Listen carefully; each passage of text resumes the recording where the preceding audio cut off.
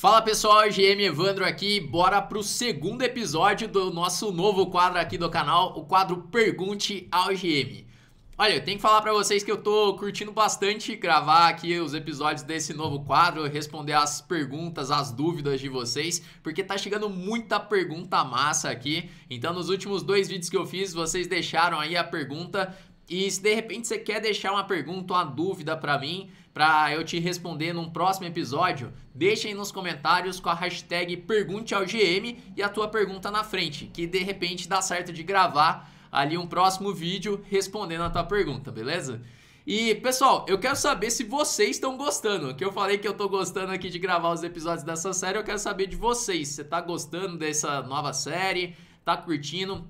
Se você estiver gostando, deixa o like aí no vídeo, deixa nos comentários também, para eu saber se eu devo continuar fazendo episódios aqui do Pergunte ao GM ou não, combinados? Bom, então, bora começar aqui, bora começar com a primeira pergunta. Eu vou colocar aqui a primeira pergunta, que é do Leonardo Henrique, e o Leonardo ele disse o seguinte: se eu não avanço os peões, eu não ganho espaço. Se eu avanço os peões, eu crio debilidades. Como saber a hora de avançar os peões? Olha, pergunta muito legal aqui feita pelo Leonardo, que é o dilema aí se avança ou não os peões. Bom, e como responder essa pergunta, né?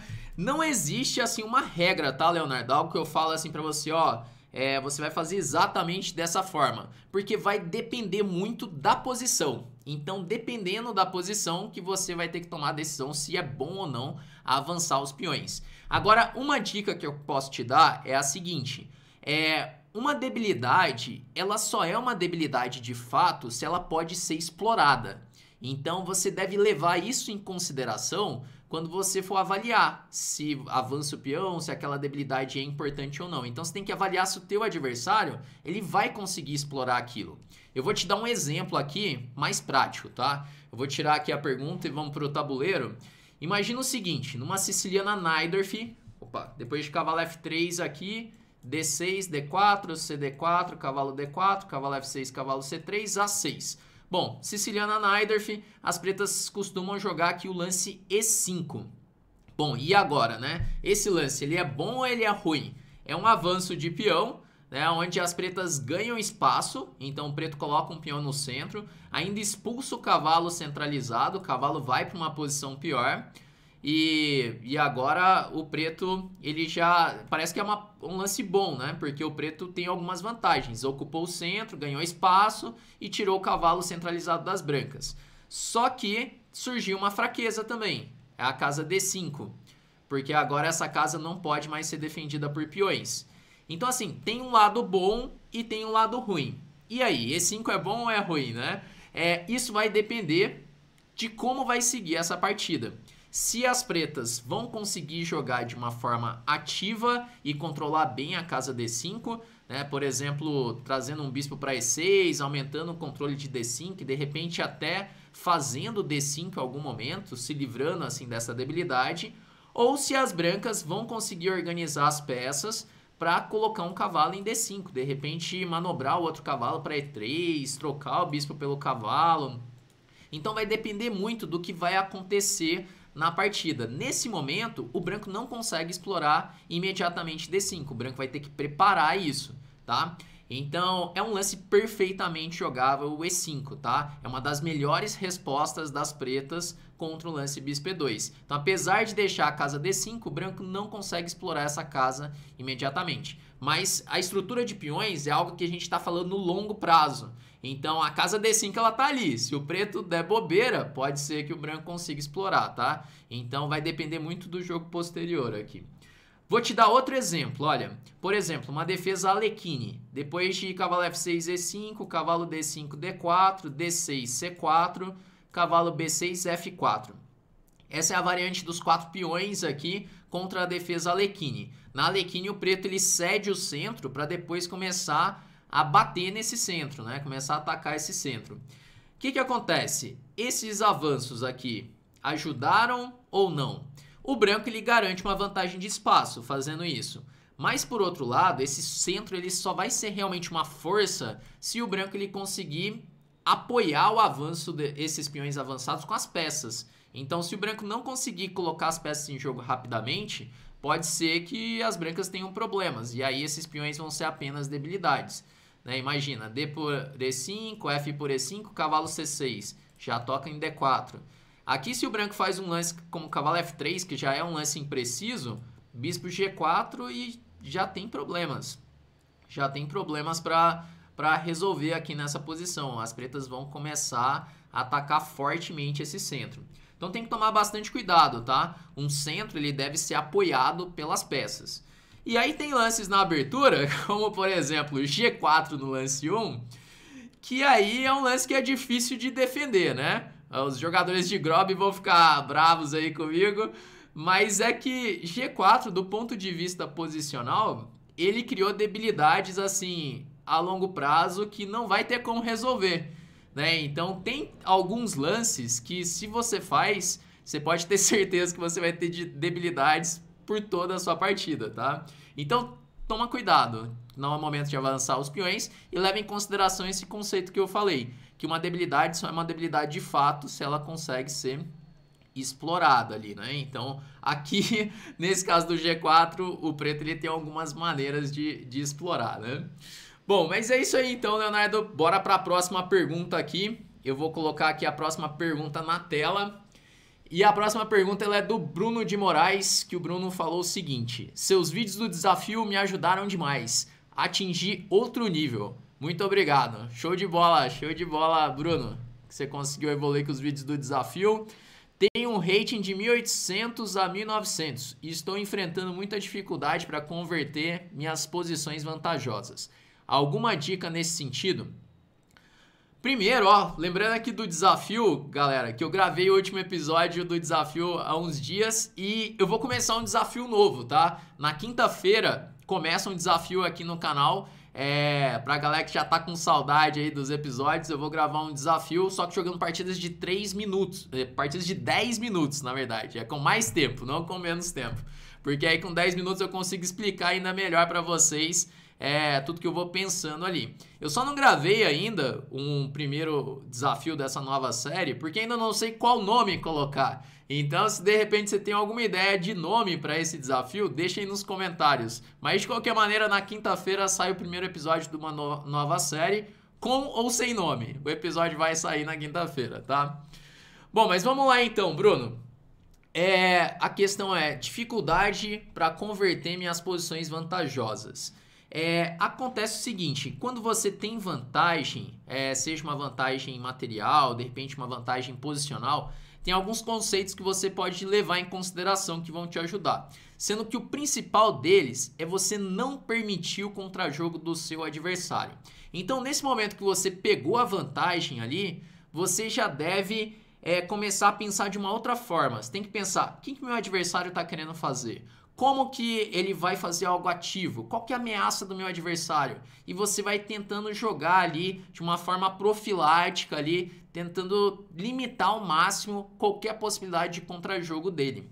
Eu vou te dar um exemplo aqui para ficar ainda mais claro, tá? Então, deixa eu colocar aqui outra posição.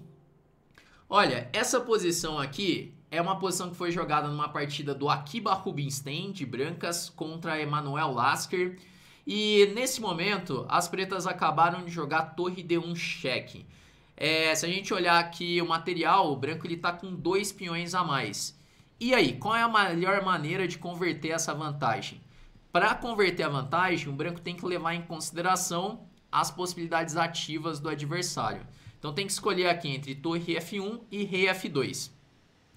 Então, por exemplo, quando joga o lance torre F1, as pretas vão fazer o quê? O preto ele vai jogar a torre D2, deixando a torre na 7ª fileira.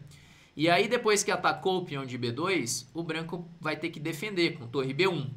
E olha, numa posição como essa, o preto ele já tem muito contra-jogo. Apesar do branco estar aí com os 2 peões a mais, a torre na 7ª, ela ataca os peões das brancas, deixando a torre passiva, e ainda corta o rei das brancas, deixando o rei passivo.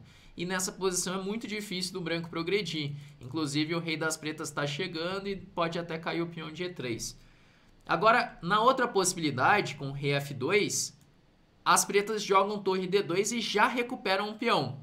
Só que a situação ela fica diferente. Depois de rei F3, torre por B2, torre A5, atacando o peão de A7, o preto ele tem que voltar com a torre para B7.